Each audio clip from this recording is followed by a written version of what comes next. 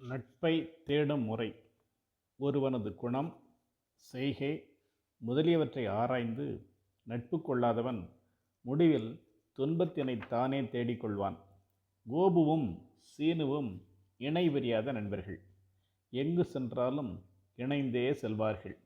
எந்த வேலையையும் சேர்ந்தே செய்வதும் பழக்கம். ஒரு நாள் அவர்கள் இருவரும் வேற்றூருக்கு செல்ல வேண்டியிருந்தது. இருள் சூழ்ந்து விட்டது. ஒரு காடு இடைப்பட்டது. தொலைவில் ஒரு கரடி வருவது போல் தோன்றியது. எவ்வாறு தப்பிப்பது என்று திட்டமிட்டார்கள். கோபு சீனுவை கேட்டான், உனக்கு மரம் ஏற தெரியுமா?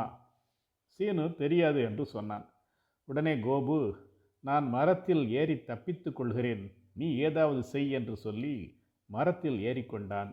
கரடி நெருங்கிவிட்டது.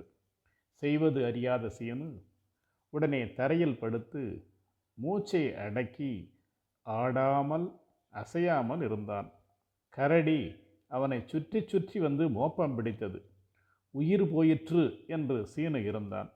ஆனால் கரடியோ செத்து போய்விட்டான் என்று நினைத்து சென்று விட்டது. கோபு மரத்திலிருந்து இறங்கி வந்தான். கரடி சுற்றி சுற்றி வந்ததே, உன்னிடம் என்ன சொல்லிற்று என்று சீனுவிடம் கேட்டான். ஆபத்து வந்த காலத்தில் உனக்கு உதவாத நண்பர்களை விட்டுவிடு என்று சொல்லியது என்று சொன்னான் சீனு. ஆகவே நண்பர்கள் போல பழகுபவர்கள் எல்லாம் உண்மையான நண்பர்கள் அல்ல. நண்பர்களாக யாரையாவது ஏற்றுக்கொள்ள வேண்டுமானால் அவர்களது ஒவ்வொரு செயலையும் நன்கு ஆராய்ந்து ஏற்க வேண்டும்.